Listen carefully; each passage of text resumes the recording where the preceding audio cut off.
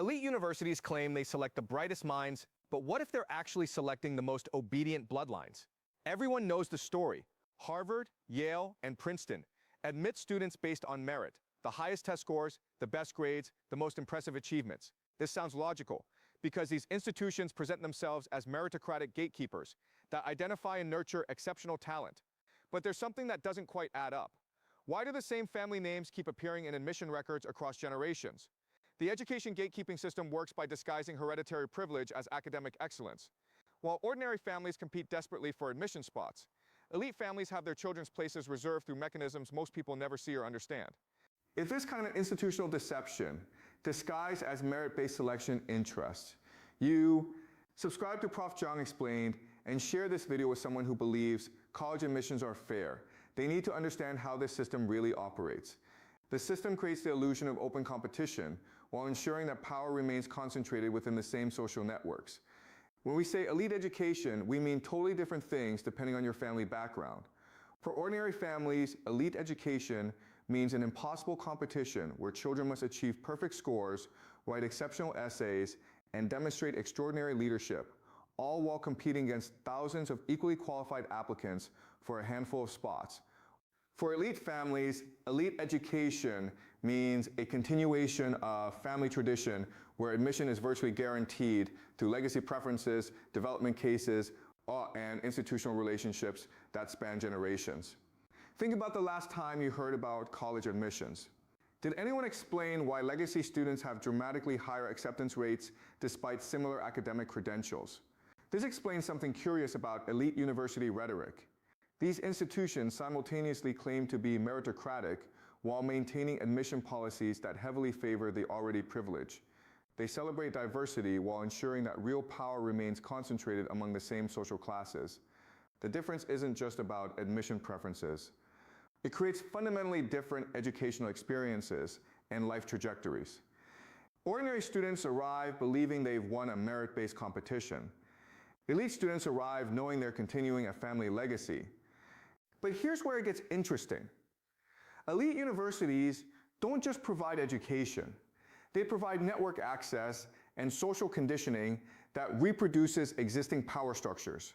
Consider how the real learning happens at these institutions. Ordinary students focus on grades, course content, and academic achievement. They're taught to see education as knowledge acquisition and credential building. Elite students learn different lessons. They're taught to see education as network building and social positioning. The actual classes matter less than the relationships formed and the social codes learned. The curriculum itself reinforces these different experiences. Ordinary students take courses designed to prepare them for professional careers. They learn skills that make them valuable employees in existing systems. Elite students gravitate toward courses that prepare them for leadership roles. They learn how systems work, how power operates, and how to navigate complex social hierarchies. This creates what we might call the preparation divergence. Ordinary students are prepared to work within existing structures. Elite students are prepared to control and modify those structures. But the most sophisticated aspect of the gatekeeping system is how it handles the appearance of fairness. Elite universities have developed elaborate mechanisms that make hereditary privilege look like merit-based selection. Legacy admission preferences are presented as maintaining institutional culture and ensuring alumni loyalty. In reality, they guarantee that elite families can pass their advantages to their children regardless of academic performance. Athletic recruitment provides another channel for privileged admission. Wealthy families can afford specialized coaching, expensive equipment, and participation in elite sports that college admissions officers recognize and value. Development cases: students whose families make large donations are admitted based on family financial capacity rather than academic merit. But these admissions are rarely publicized or acknowledged explicitly. The system also benefits from what economists call positive selection bias. Elite universities highlight their most impressive graduates, the Nobel Prize winners, successful entrepreneurs, and influential leaders as evidence of their merit-based excellence. But this success theater omits crucial context. These impressive graduates often came from families that provided extensive resources, connections, and opportunities that weren't available to ordinary students. Meanwhile, the thousands of ordinary students who attended these institutions and achieved modest professional success are ignored in the institutional narrative. Consider how standardized testing functions within this system. Ordinary families are told that high test scores are the key to admission, so they invest heavily in test preparation, tutoring, and multiple attempts to achieve competitive scores. Elite families approach testing differently. They understand that test scores are just one component of a much larger admission strategy that includes legacy status, family connections, and institutional relationships. This different understanding leads to different preparation strategies. Ordinary students focus intensively on score optimization. Elite students treat testing as a routine requirement while focusing on other admission advantages. The psychological impact of these different approaches shapes how students view themselves and their prospects. Ordinary students learn that their value depends on measurable achievement and external validation. Elite students learn that their value comes from family position and social connections rather than individual performance. But there's another layer that makes this system particularly effective. The gatekeeping happens so early that most people never realize they're being sorted into different categories before they even apply. Elite families begin preparing their children for university admission from early childhood. Private schools, specialized tutoring, enrichment activities, and social connections all contribute to building competitive applications over many years. This preparation requires resources and knowledge that ordinary families simply don't have access to. By the time students reach their senior year of high school, elite students have significant advantages that appear to be merit-based, but are actually resource-based. The system also creates what we might call the ambition channeling effect. Ordinary students are encouraged to pursue ambitious goals through individual achievement and merit-based competition. Elite students are taught to pursue ambitious goals through collective action and institutional influence. They learn to work through existing power structures rather than competing within them. This different understanding of ambition creates different career trajectories. Ordinary students typically pursue individual success within existing organizations and systems. Elite students typically pursue leadership positions that allow them to shape organizations and systems themselves. The system becomes even more sophisticated when we examine how it handles failure and mediocrity. Ordinary students who underperform academically are often dismissed or encouraged to leave elite institutions. Elite students who underperform academically receive additional support, alternative pathways, and creative solutions that help them maintain their institutional position. This different treatment reinforces the underlying message.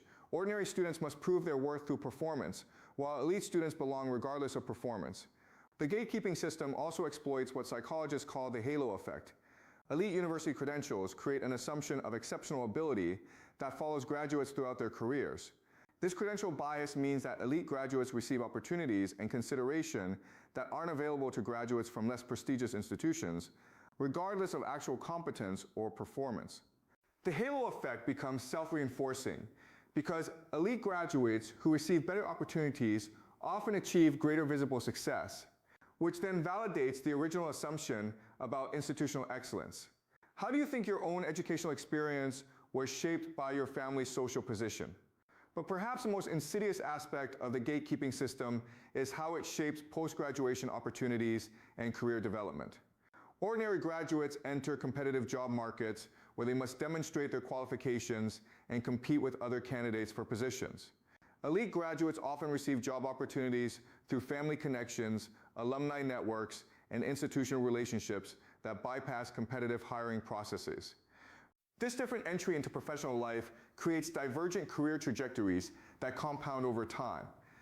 Ordinary graduates work their way up through merit and performance. Elite graduates start with advantages that accelerate their advancement. The system also creates what we might call the network amplification effect. Elite universities provide access to networks that include not just fellow students, but also faculty members, trustees, and alumni who occupy influential positions throughout society.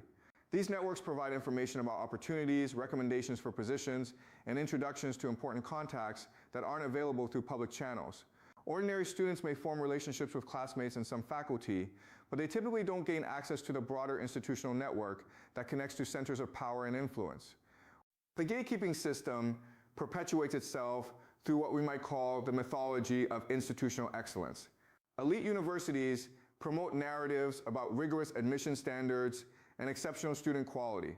But these narratives obscure the reality that admission outcomes are heavily influenced by factors beyond individual merit, family background, social connections, and financial resources. The system also benefits from information asymmetry.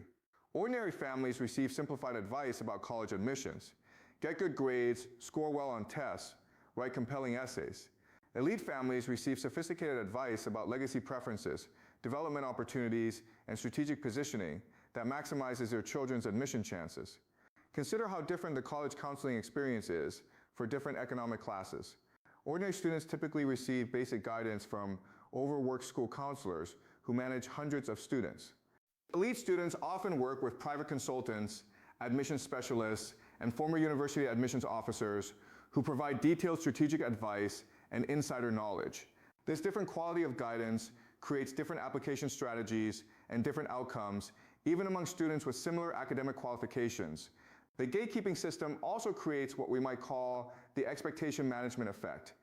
Elite families expect their children to attend prestigious universities and structure their entire educational strategy around this assumption.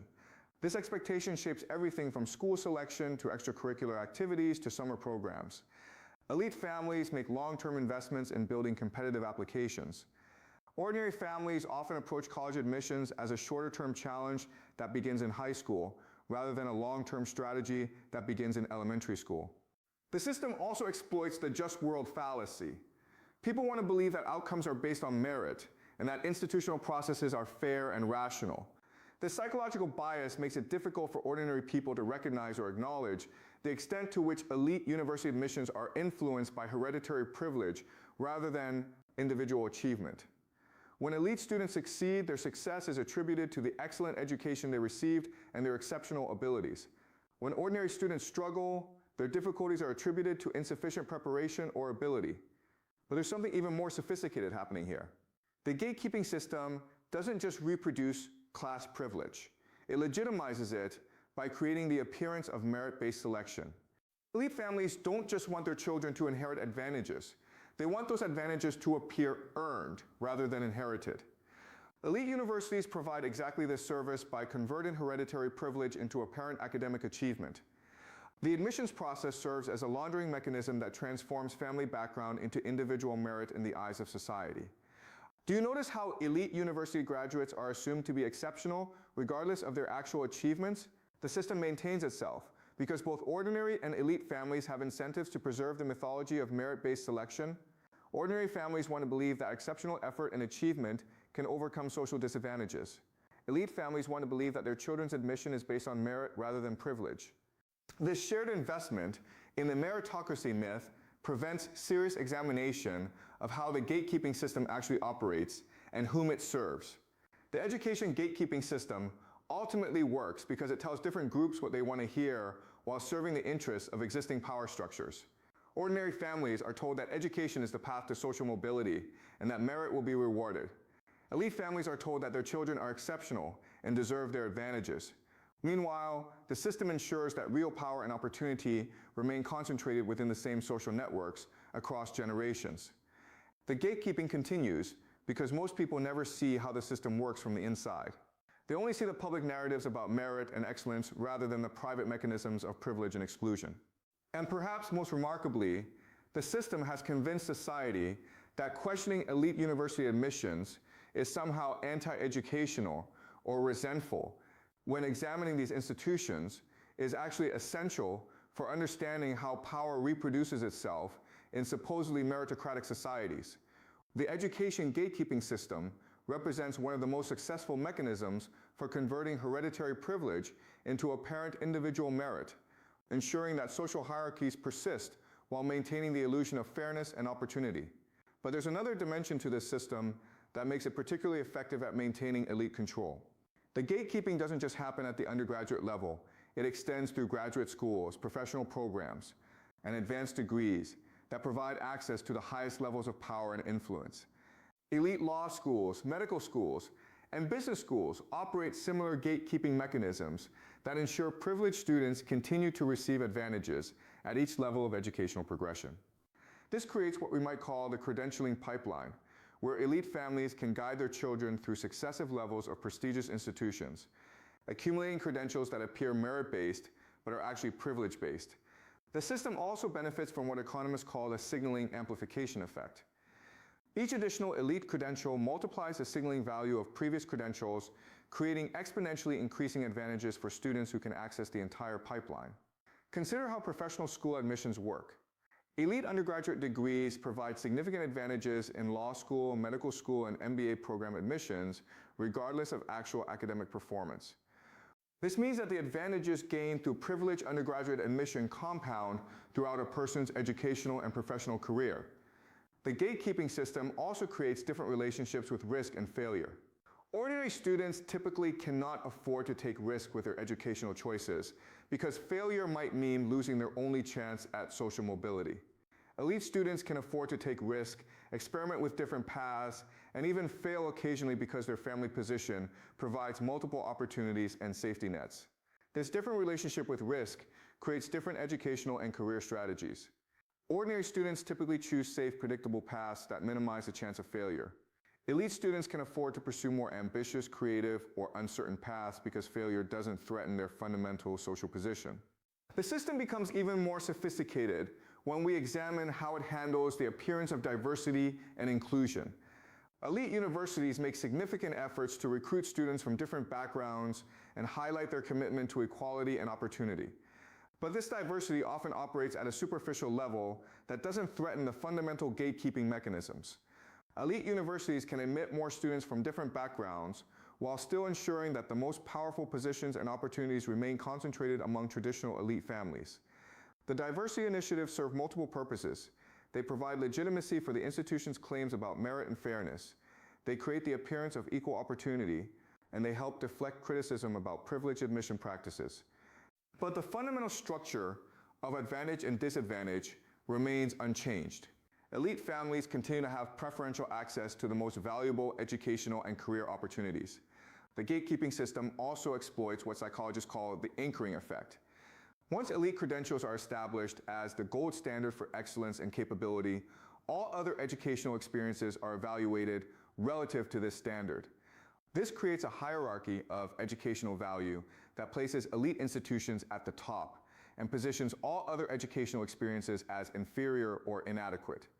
The anchoring effect becomes self-reinforcing because employers, graduate schools, and other gatekeepers use elite credentials as shortcuts for evaluating candidates, making these credentials increasingly valuable and necessary for accessing opportunities. Have you ever wondered why certain universities are considered more prestigious even when the actual educational quality might be similar across institutions? The system also creates what we might call the cultural capital transfer mechanism. Elite universities don't just provide academic knowledge, they provide access to cultural codes, social behaviors, and communication styles that signal elite status. Students learn how to speak, dress, network, and present themselves in ways that are recognizable and valued by existing elite communities. This cultural capital becomes as valuable as academic credentials because it enables graduates to navigate elite social and professional environments effectively. Ordinary students might acquire similar academic knowledge, but they often lack the cultural capital that makes them fully accepted in elite professional contexts. The gatekeeping system ultimately works because it serves the interests of multiple constituencies while appearing to serve the public good. Elite families benefit because their children receive preferential access to valuable opportunities and social networks. Elite universities benefit because they maintain their prestigious reputations and receive continued support from wealthy alumni and donors. Employers and other gatekeepers benefit because elite credentials provide a convenient screening mechanism that appears merit-based. Even ordinary families benefit to some extent because the system provides hope that exceptional effort and achievement might be rewarded with access to elite opportunities. But the primary beneficiaries are always the families that already possess social and economic advantages, ensuring that the gatekeeping system reproduces existing hierarchies rather than creating genuine opportunities for mobility. Hit subscribe if you want more analysis of how educational institutions serve different purposes for different social classes. And share this with someone who believes the most qualified students always get into the best schools.